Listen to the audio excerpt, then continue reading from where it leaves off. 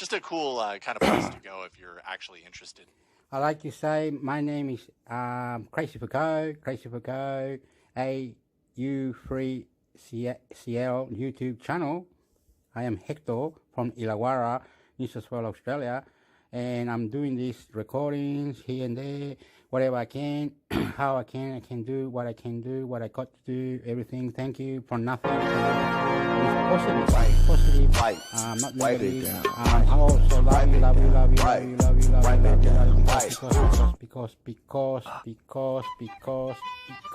have to put the volume up a bit. Let me see. Okay, here goes nothing. Thank you. Saving some money and not taking as much of a risk as you can when you're just, buying one of those big randomly priced. Thanks, and this is why we got you on the show. This is why I felt. Yeah, we'll check it out. So let's talk now. Not had to try to do the best that they can. It's and to have a phone that supports it. And even when I see 5G on my phone, it's not like my experience is any different. I don't perceive any difference, and I don't know if it's any faster or any slower. I haven't tested it lately. But regardless, anything that I'm doing really doesn't, at the end of the day, require those faster speeds. So it's kind of a moot point. So not having 5G is painful on paper, I would say, because there are going to be some people that look at this and go, oh, well, but that's the future. Why would I buy a phone that doesn't, support the future? But the practicality is that it kind of doesn't matter. It doesn't matter so much. But for a company that is together with Qualcomm one of the pioneers in 5G, this has got to hurt. It's got to feel difficult to be able to articulate that. But I think they have to because, otherwise they can't get those Qualcomm chips. Basically, that's the deal. They can get Qualcomm chips as long as they don't use the 5G part. So there you go. In terms of the phones, there's a P50 and a P50 Pro. The P50 Pro has a 6.6-inch AMOLED, 120 hertz, and it's like that weird resolution that they've been using for a while now that slots between 1080p and 1440p, meaning 2K. So it's like 1228 or whatever, 1224p, depending on the panel you're looking at. The P50 has a 90 hertz, slightly smaller 6.5-inch version of that. Batteries are 4360 and 4100 milliamp hours. And of course, 66-watt charging, 50-watt wireless, IP68, all that stuff. I'm not going to go through the RAM choices and storage because it's pretty much what you'd expect. And there's probably nano memory as well, which is their implementation of micro SD using a nano SIM form factor, which is very clever. And by the way, open source, so nobody else is using it. I wish people like other companies would jump on that. It's such a clever idea, But then what's really interesting to me is the cameras, because the P series is a P for photography. That's always been what it is. And this is making my eyebrows rise a lot, because hear me out for a second here, Jason, okay?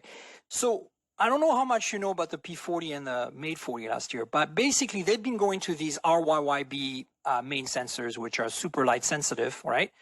40 and 50 megapixels over time. So that's what we have here. But I'm not 100% sure it's RYYB. I can't find any. So have they gone back to RGB? We're not sure. But they're the ones who started the arms race on ultra wides having high pixel counts. So they went with 20 at first, and then they went to 40 last year. And so we were all expecting they'd stick with that. But no, they've gone down to 13 megapixel for their ultra-wide. And we're like, 13? What? And so, but it's wider. So the biggest problem they had with these large sensors, making ultra-wide with a large sensor, is that you can't have a very wide field of view because, you get the Z-depth issue of the sensor being big. So this is interesting. But I have a feeling I know what they're doing to get their resolution from it. They have a 40 megapixel dedicated monochrome sensor. Do you remember how they did that for a while? Mm-hmm. Up to the P20, there was always a sister monochrome sensor matching the main sensor. Right. So they've gone back to that here. And then, completely out of left field, we have a 64 megapixel, been down to 16, of course, 4:1, 3.5 times optical zoom, which is okay. That's like Mi 11 Ultra grade. Like Mi 11 Ultra has a 48 megapixel 5x telephoto. But so far we haven't announced a P50 Plus with dual telephoto like they did the P40 Plus last year. So maybe that's happening, maybe it's not happening. But it's an interesting choice of cameras. It's got me scratching my head and really wanting to try it out now. That's the takeaway. When you're talking about those monochrome, remind me what the benefit of the monochrome was to the old camera system. Dynamic range and low light. So that's also why I'm thinking maybe they switched to a 50 megapixel main sensor that's RGB instead of RYYB, and they're getting their image dynamic range data augmented by the monochrome sensor. Also lets you do, because now you don't have to have the Bayer filter, right? So you can have big pixels that are just dedicated to gathering light and nothing else. Right. But the other thing that's interesting is that you can now do monochrome photography, which, if this is a Leica branded camera system, and if you're Leica, monochrome photography has always been one of the things you do. So I think this is interesting, and that's why I want to see how it develops, especially that ultra wide. They get a wider field of view, but how are they going to get the level of detail they used to have? I bet you by augmenting with the 40 megapixel is what I'm thinking. And then the non-pro has a 50 megapixel main sensor as well, and has a 12 megapixel telephoto, which is 5 times optical, and a 13 megapixel ultra wide again. So it looks like they've gone to 13 megapixel ultra wides. That's the thing now. So there you go. And there's the design choice that we're seeing more and more of the large circular. Yeah. With multiple lenses inside. We're seeing more and more of these phones doing this. Yeah. Actually, it looks really cool. I love the design. Yeah. I like it. The prices really quickly these are Chinese prices, $927 for the Pro and $695 for the normal. Clearly, they're aiming for flagship here, and I'm sure these are like aluminum glass, all the things super, super refined, like the 40 and the 30 and the 20 before that. So I'm excited simply because photography, and last year I reviewed the P40 Pro Plus. I reviewed it for Gear Diary 6 months in. After using it for 6 months, and not as a main phone, it doesn't have GMS, I can't do it. But man, that camera, I still think it beats the S21 Ultra, and the S21 Ultra, as you know, is a freaking monster. It is. But the P40 Pro Plus it does things that we've never, it blends multiple sensors in a way that nobody else does. And I think that was part of the Kirin special sauce too. I'm not sure they're going to be able to do quite the same thing with the 888, which is possibly why the camera setup here is looking very different, is because they might not. That's interesting. Remember, they can't run their own algorithms because they don't have their own ISP, and as a very highly integrated company, it was all very much everything under their control before that, right? Like yes, Apple. Indeed. Absolutely. So it'll be interesting to see how this develops. I hope we don't see a step backwards in terms of image performance. But speaking of Chinese phones, I have to mention the Poco X3 GT. I have a review unit coming. By the way, I have a P50 review unit of some kind coming sometime. I don't know when, but immediately coming in the next few days, I have a Poco X3 GT with a MediaTek Dimensity 1100, which is not the top tier because there's a 1200. But look, this is going to be a pretty fast phone. And the reviews so far seem to say that this is super quick. And wow, I'm always on board for an affordable, quick phone. I've heard so much excitement and energy around the Poco brand. It's great. Once again, and as with a lot of the brands that actually we're talking. ABC News. Yeah, I caught it on the ABC News. This is an Australian broadcast. I never heard that, this, that, and whatever. Loved all that and listening, reply, because. Love you. ABC News. Hello, Amber Jacobs with the latest headlines. A leading Australian epidemiologist is warning that the vaccination targets set by the federal government in its COVID recovery roadmap are too low. The coalition wants to get 70% of eligible people over 16 inoculated before restrictions will be eased for vaccinated Australians based on modelling from the Doherty Institute. But UNSW Professor Mary Louise McLaws says in reality this means only a bit over 50% of the total population would be protected. Some decisions about compensation for Afghan victims of Australian war crimes will be made by the end of the year. On Friday, the Defence Department released its long-awaited response to last year's damning Brereton report into the conduct of special forces. A viewing platform is being built on the roof of Perth Stadium to watch games and take in the 360-degree views. Designed as a tourist attraction, part of the $7 million platform will extend 5 metres beyond the edge of the roof. Up to 30 harnessed people will be allowed on at any one time. ABC News. ABC News. Hello, Amber Jacobs with the latest headlines. Scientific modelling has found 70% of eligible Australians aged over 16 need to be vaccinated before lockdowns can stop. The Doherty Institute has been asked to determine what targets need to be met as part of National Cabinet's reopening plan. It all comes after New South Wales reported 199 new COVID cases and Queensland recorded 16 linked to its outbreak, along with another case from Cairns. A former Victorian police officer who was filmed using his baton to beat a teenage boy has pleaded guilty. Florian Hilgart appeared in a Melbourne court today over the incident at Thornbury on New Year's Day in 2018. Hilgart has previously been found guilty of assaulting a pensioner with a high-pressure hose during a welfare check gone wrong in 2017. Overseas now, police in the Ukraine say a Belarusian activist who was reported missing has been found dead in Kiev. Vitaly Shishov led a non-profit organisation helping Belarusians fleeing persecution in their home country. Also making headlines, new research suggests that cave art found in the Cueva de Ardelas in southern Spain was made by Neanderthals more than 60,000 years ago. And a giant panda in a French zoo has given birth to twins. ABC News.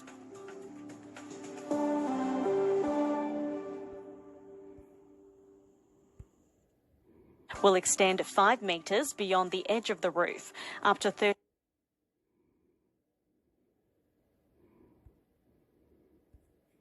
Whoa, what's going on? Whoa, whoa, whoa, cheeky, cheeky, cheeky, mate. Whoa, whoa, whoa, cheeky, cheeky, cheeky, mate. What cheeky, cheeky, cheeky, mate? Huh? Whoa, whoa, whoa, what's cheeky, cheeky, mate? What's that all about? Cheeky, cheeky, mate. Oh, my God.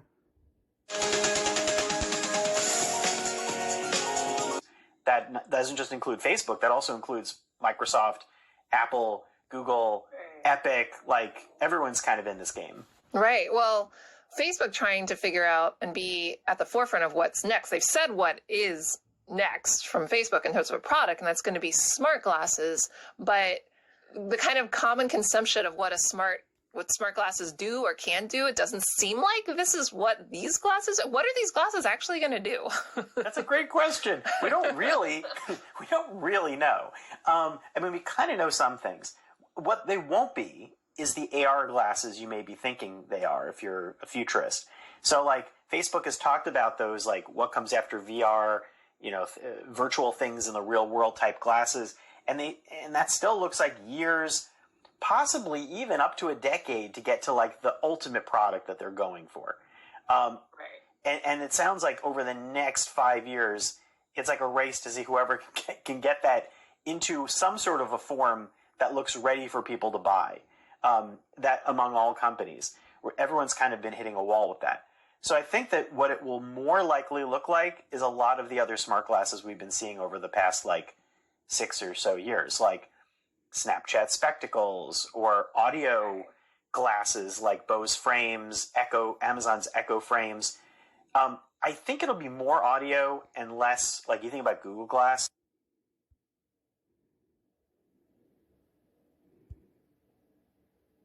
Come on. My God. For more of the top tech stories, visit cnet.com.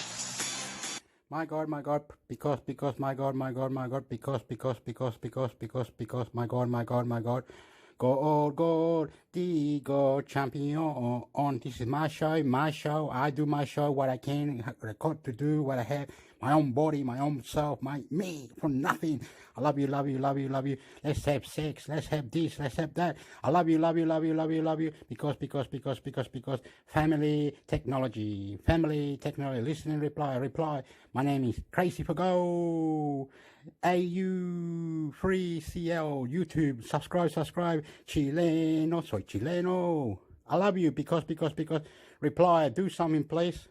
For more of the top tech stories, visit cnet.com. A bipartisan infrastructure bill totaling $1.2 trillion was released by a group of 10 senators late Sunday night. It's called the Infrastructure Investment and Jobs Act, and a vote could take place in a matter of days, Senator Majority Leader Chuck Schumer said. Among other things, the bill includes new federal investments for roads and bridges, broadband internet, transit, and electric utilities. It could amount to one of the biggest investments in infrastructure in over a decade. The agreement doesn't include spending earmarked for climate change, childcare, housing, job training, and education, areas President Joe Biden made part of his initial jobs plan. Those will instead be a part of a budget resolution, which Schumer says he will immediately move to after the bipartisan bill passes, which he expects to occur. As it stands now, the bill would include a $550 billion investment in hard infrastructure over 5 years. We'll explain the ins and outs here, including what the news means for you. So what's in the infrastructure agreement and what isn't? The new infrastructure agreement is a long-sought bipartisan compromise that would inject $1.2 trillion into the economy over 5 years. Here's how the investment proposals are broken down. Public transit, airports, and rail, roads and bridges, electric vehicles, water, sewer, power systems, and environmental remediation, and broadband internet. The deal doesn't include an earlier proposal to allocate $400 billion for long-term care services to the elderly and people with disabilities under Medicaid, nor does it include the $100 billion for workforce development to underserved groups. It focuses on physical infrastructure and not what the Biden administration refers to as human infrastructure, such as money for expanded education, paid leave and childcare, and tax credits for families. Those will be a focus in the budget resolution. How will the infrastructure investment be paid for? To start, the original proposal by the Biden administration to raise taxes on corporations to cover the cost of the new investments was rejected by Republican lawmakers. Then the GOP's own proposal that the money come from charging fees to electric vehicles or by indexing gasoline tax to inflation was rejected by the Biden administration. According to a White House fact sheet, the investments will be financed by a combination of the IRS collecting taxes that are overdue, repurposing billions from prior pandemic relief bills, and unspent emergency funds, as well as public-private partnerships and asset. Okay, how does the United States kill the pandemic, this virus, and how does China technology or things that European Union assigned Section 15 or whatever it is that they sign, or Philippines or Australia are going to court because of Facebook or anything in the world that is fantastic technology outrage. And it's incredible that the world hasn't detected this virus with a mechanism like a gadget. Please, bomb, silly idiots. Fuck off. I love you. The ladies who are sexy, they're saying, yeah, mate, we need champions, we need beautiful people. I love you because muy bonito. Recycling. Democrats have proposed tax hikes on corporations and wealthy Americans earning more. And another thing, can't fuck you, America. Do not want to, can't fuck you, America. Cannot do crazy fuck off, America. We love you, America. Australia, love you, America. Australia, love you, China. Australia, love you, Philippines. Australia, love you, Vietnam. Australia, love you, European Union. Court cases, Facebook, YouTube, internet, all legal lawsuits, please, because, reply, do something, please, I love you. And $400,000 a year, which the Republicans have opposed. Instead, Republican senators have proposed paying for it with COVID-19 relief funds that haven't been used, including the additional unemployment funds that some states canceled. The deal was mostly negotiated between a group of 10 senators, split evenly between the two parties, and was agreed on by a larger bipartisan group. The bill could be voted on this week, and if passed, will move to the House of Representatives for additional amendments. Pointing to the demand for a reconciliation bill that includes elements of the earlier American Jobs Plan and the American Families Plan, Biden said the two must move in tandem. That's where the budget resolution comes in. It includes investments in American jobs, American families, and efforts to reverse climate change. The process of any reconciliation is complicated and time-consuming, so there likely won't be any major movement for weeks or months. Negotiations could go on through the fall. In other news, here's CNET reporter Serena Diaram. Hackers hit the offices of top U.S. federal prosecutors nationwide last December, breaking into email accounts, the Department of Justice said Friday. As part of the SolarWinds hack, according to the agency, attackers accessed accounts at nearly 30 U.S. attorneys' offices, including offices in Washington, D.C., New York, and California. The department revealed in January that its Microsoft Office 365 email environment had been breached, but it hadn't provided the information about the U.S. attorneys. In a statement, the DOJ said, "The Department of Justice understands that when victims make information public about the nature and scope of computer intrusions they suffered, others can use the information to prepare themselves for the next threat. To encourage transparency and strengthen homeland resilience, today we are providing additional details about the SolarWinds intrusion in December 2020. The DOJ said at least one employee account was accessed at 27 offices from the West Coast to the East. It said at least 80% of employees at the U.S. Attorney's offices in the Eastern, Northern, Southern, and Western districts of New York had seen their accounts breached, with other districts impacted to a lesser degree. The hackers are thought to have had access to breach accounts from about May 7 to December 27, the DOJ said, adding that exposed data included sent, received, and stored emails as well as... Okay, another thing I like to say, there's a lot of people...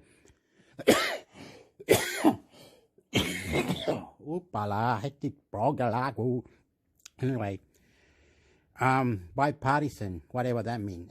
Anyway, and a lot of people in the world are trying to say that this fine, that fine, this technology, that technology.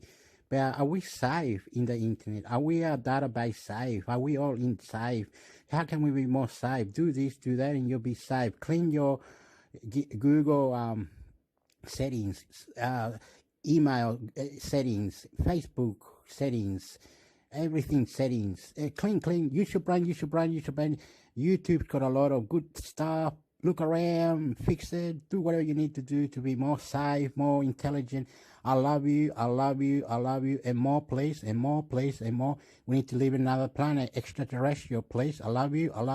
Be a champion, boof, pub fight. I love you, sexy ladies, please. Thank you.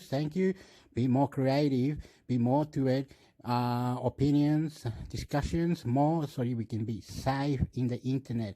Not the European Union, not the American, not the Chinese. Thank you, technology. To breach accounts from about May 7 to December 27, the DOJ said, adding that exposed data included sent, received, and stored emails as well as attachments. The agency said in January that it had plugged the breach. In a statement Friday, the DOJ said, the department's objective continues to be mitigating the operational security and privacy risks caused by the incident. The SolarWinds hacks, which U.S. intelligence agency says likely originated in Russia, hit customers of IT software provider SolarWinds, including a number of private businesses and federal agencies. Victims included high-level officials at the Department of Homeland Security, showing that not even the government agency in charge of defending the U.S. from foreign hacking attacks was immune. In April, U.S. President Joe Biden signed an executive order imposing a range of retaliatory measures against Russia. Russia, meanwhile, denied involvement in the hack. In May, Biden signed an executive order aimed at improving U.S. cybersecurity defenses. Finally, private rocket company headquartered outside of Shanghai demonstrated a reusable launch vehicle at a test facility in China late last month. The exact date, Deep Blue Aerospace conducted a successful grasshopper jump of its Nebula M1 rocket isn't clear, but video of the short hop appeared on YouTube and Chinese social media Sunday. According to the company, the small rocket lit up its 3D printed Thunder 5 engine to boost itself to a height of nearly 10 meters or 33 feet, before slowly landing at nearly the same spot a few seconds later. Deep Blue Aerospace did not immediately respond to requests for comment and clarification. The term grasshopper jump is a nod to SpaceX, which nicknamed the prototype of its workhorse Falcon 9 rocket Grasshopper. Indeed, the short flight of the Nebula M1 looked like a scaled-down version of early SpaceX test hops. At over 100 feet, 30 meters tall, The SpaceX Grasshopper dwarfs the 24-foot Nebula M1. According to the company website, it hopes to develop reusable rockets capable of lifting small satellites to low Earth orbit and returning for a landing on Earth. Another Chinese company, Link Space, successfully sent a similar rocket to a height of 984 feet in 2019, bringing it back down for a soft landing. But little has been heard from the company since. There have also been rumblings that some of the Chinese government's much bigger Long March rockets will soon be reusable. Hey, this is Sophia from CNET, here with the top tech story. Okay, it's done now. I'm out of it, I think. Let me check it out, see if it was 1 or 2 or whatever. No, I don't see anything. Let me try jumping. Oh, wah, wah, wah, wah, wah, wah, wah, wah, wah, wah, wah, wah. Wah, wah, wah, wah, wah, wah, wah, wah, wah. Wah, wah, wah, wah, wah. Wah, wah, wah, wah, wah, wah. Now, one more thing that I've got to do is this one. Look me, I'm my a or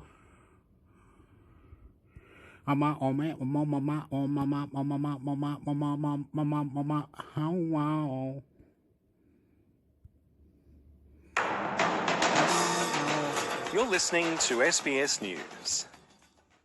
Prime Minister Scott Morrison has released the modelling that's informing the federal government's... Okay, Australia is in many mixed mashed potatoes.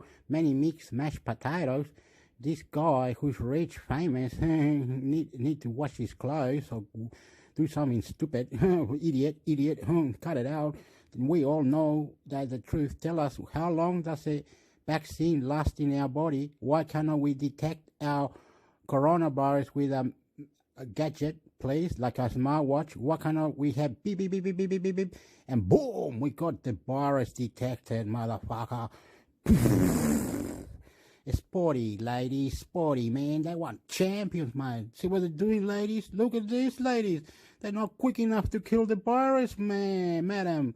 You know, you see, sexy people, sexy others. No, madam, they're not doing it, madam. It's disgusting. Please, opinions and reply, please. Disgusting you are. latest coronavirus plan. The world is in a serious battle with the Delta strain of COVID-19.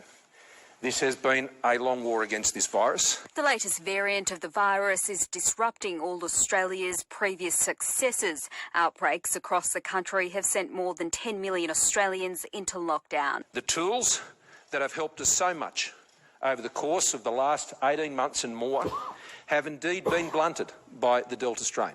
The Delta strain is the game changer, and our response has had to change with those changing circumstances. The Doherty Institute is the organisation tasked with providing scientific modelling for the government. It had the grim task of working out the potential death toll in a serious outbreak.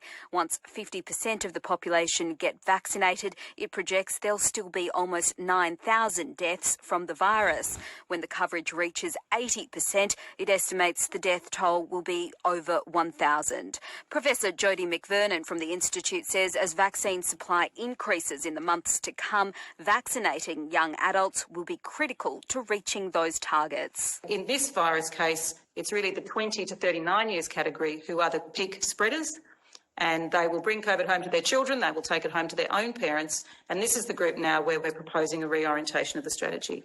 But vaccinations are just one tool. Once deriding lockdowns in his home state, the Treasurer, Josh Frydenberg, now says they can't be avoided. Early interventions, short, sharp lockdowns, are the most cost-effective way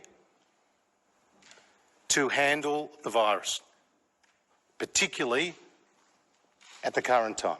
According to the modelling, time spent in lockdown dramatically reduces when 70% of Australians over 16 are vaccinated. So should Australia see nationwide stage 4 restrictions, as we saw in Victoria in August of last year, the cost to the national economy is $3.2 billion a week. Treasury estimates the cost of lockdowns will also be driven down by vaccination. They'll cost $570 million a week once half the nation's adults are vaccinated. At 80% coverage, that shrinks to just $140 million a week. While both sides of politics agree inoculating the nation is the most pressing challenge, there's now a point of difference on how to get that done. Labor's Anthony Albanese has a new proposal, and it's pretty simple: offering cash for vaccination. A $300 one-off payment for all Australians who get fully vaccinated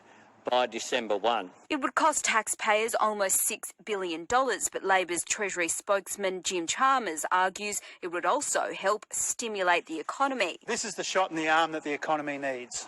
A shot in the arm for small businesses and families, and a shot in the arm when it comes to the vaccine rollout.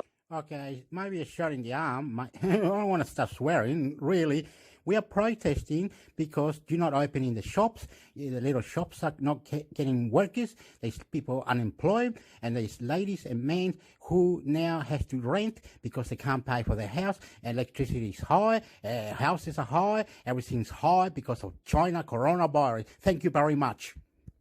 Incentives have been used elsewhere around the world, including in the United States and Britain. But the Prime Minister says it would be an insult to Australians, especially the thousands who have already been vaccinated. The Leader of the Opposition's proposal is a vote of no confidence and an insult to Australians, suggesting they won't get vaccinated unless you dole out the cash, Mr Speaker. There ain't no problem getting vaccinated, right? Explain it to the human. What does it do? How much do you have in the injection? Why do you have that little bit in the injection? What's it all about? Don't scare the humans. Don't scare the human. Make it easier for the humans to get vaccinated. Be nice. I explained all the recipes. How long will it last in your body? Why we cannot detect it with a smartwatch or some gadget? Why cannot China or anyone in the world create a vaccine that is so powerful, 110%? Why do we have to die the second we die? All these things we are protesting, and you government keep bullshitting, and you wanna China, yeah, I love you because be nice, please. That is an insult. That is an insult to every Australian. Shubha Krishnan, SBS News. Okay, it's finished now. I'm going to cut it. How do we cut it? Okay, we're going to cut it. Before we cut it, we'd like to say a big thank you to whoever was on the show. A big thank you for this, for that, and a big thank you for everybody, and a big thank you for everybody. Subscribe, opinion, because, and all you sexy people, everybody who's thinking, this vaccine is going to kill it, all that, explain it, be nice, control it, kill it, bloody get it off our planet, mate. And you want to start us being sporty and sexy and nice? Well, let's do it. Let's fight to be sexy and nice. Opinions. Because reply. Thank you. I love you. Just a cool